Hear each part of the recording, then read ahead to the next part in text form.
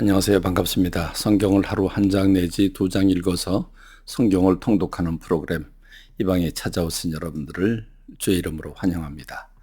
성경 말씀을 묵상하고 그 말씀을 가슴에 담고 그 말씀대로 순종하고 살아가는 것은 성도들이 마땅히 해야 될 일인 줄로 믿습니다. 시편 1편에서는 이것이 또한 행복이라고 말씀하고 있습니다. 그렇습니다. 말씀대로 살 때 주님과의 관계가 깊어지고 그 주님과의 관계가 우리를 행복으로 이끌어 주는 줄로 믿습니다. 오늘은 그런 점에서 출애굽기 36장에서 38장에 이르는 부분인데 성경을 하루 한 장 내지 두 장 읽는다고 그랬는데 오늘은 좀 예외적으로 세 장을 읽어야 됩니다. 왜냐하면 이 부분이 서로 연결되기 때문입니다. 이제 36장에서 성막에 필요한 예물들을 이제 거두게 됩니다. 그리고 성막을 이제 실제로 제조를 하는 말씀이 나옵니다. 성막의 제조는 언약궤서부터 만들죠. 지성소에 있는 언약궤를 만들고 그 다음에 이제 성소로 와서 진설병상을 만들고 등대를 만들고 분향단을 만듭니다. 그 다음에 이제 뜰로 나가서 그 뜰 안에 첫 번째 문 바로 앞에 있는 번제단을 만들고 그 다음에 있는 물두멍을 만듭니다. 그 다음에 이제 마지막으로는 성막에 울타리를 만들죠. 이렇게 울타리를 만들므로써 성막이 다 완성이 됩니다. 그리고 이 성막의 제조를 누가 했는지에 대해서 밝혀주고 있고 성막의 건축 재료들을 열거하고 있는 부분이 36장부터 38장입니다. 한마디로 말하면 성막을 건축하는 것입니다. 지금까지 성막의 설계도에 대해서 말씀을 보여주었고 그렇지만 이스라엘 백성들이 금송아지를 만드는 것 때문에 잠시 주춤했습니다. 그러나 이제 다시 제 언약을 맺게 되고 하나님의 자비와 긍휼로 제 언약을 맺게 된 이스라엘 백성들은 힘을 내서 성막을 건축하게 됩니다. 그런데 이 성막을 건축하게 되는 그 첫 번째 원리는 이 36장부터 38장까지 계속되는 말씀이 언급되고 있는데 그것은 모두 여호와께서 명령하신 대로 되었다. 명령하신 대로 해야 된다라고 하는 말씀이 계속 언급되고 있습니다. 그렇습니다. 성막은 하나님께서 거하실 곳이죠. 주님이 거하실 곳이기 때문에 주님의 마음에 합당한 주님의 마음에 맞는 주님의 뜻대로 지어야 합니다. 그래서 하나님께서 친히 설계도도 주셨고 그리고 그 설계도에 따라서 신실하게 건축을 해야 되는 과제가 있었던 것입니다.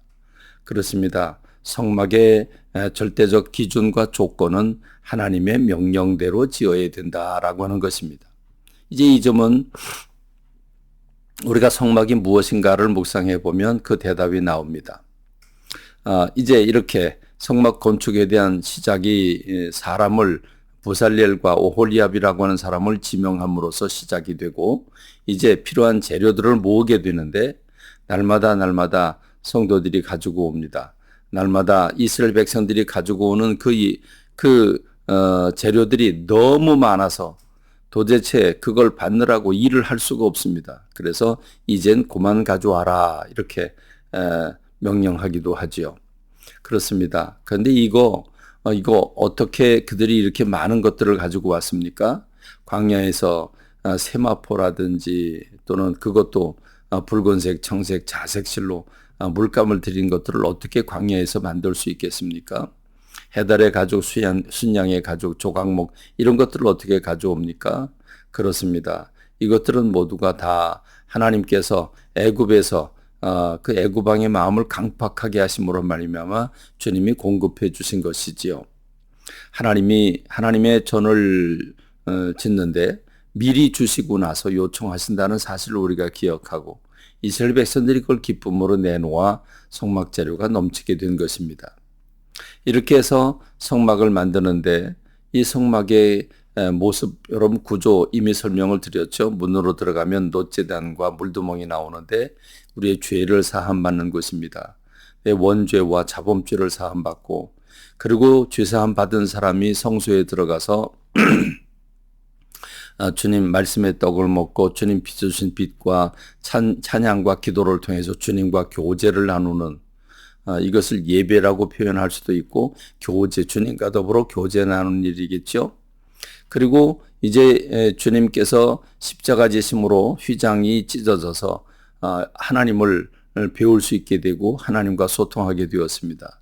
그래서 하나님 언약궤 하나님의 말씀을 붙잡고 살아가는 그런 인생들의 모습을 보여주고 있습니다. 이 예수 그리스도를 통해서 만들어지는 이 완성되는 이 성막은 곧 발전해서 성전으로 발전하고 그 성전이 솔로몬 성전이 신약 시대에 와서 회당으로까지 발전을 하게 되지요. 그것이 오늘 교회로 발전을 합니다. 다시 말하면 성막은 곧 오늘의 교회라고 말할 수 있습니다.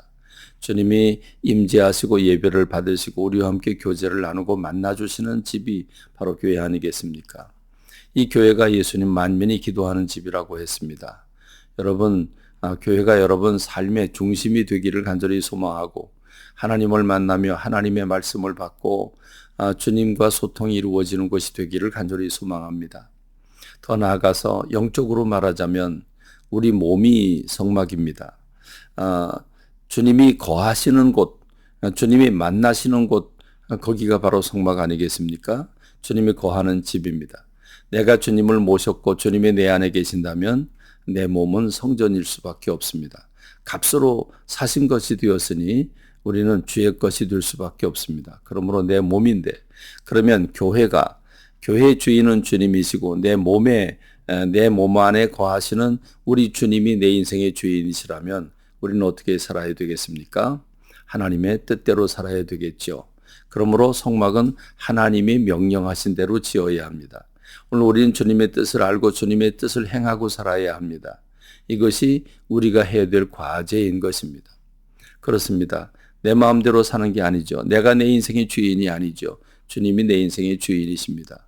그러므로 우리는 주님의 뜻을 늘 묻고 성령의 인도를 받으면서 주님의 뜻대로 살아야 될 것입니다. 이것이 오늘 저와 여러분들이 성막을 통한 교회 그리고 내 몸을 통한 성전이라고 하는 사실을 알고 그 뜻대로 순종하고 살아야 하는 하나님의 말씀을 붙잡고 살아가야 하는 성도들의 삶을 보여주고 있습니다.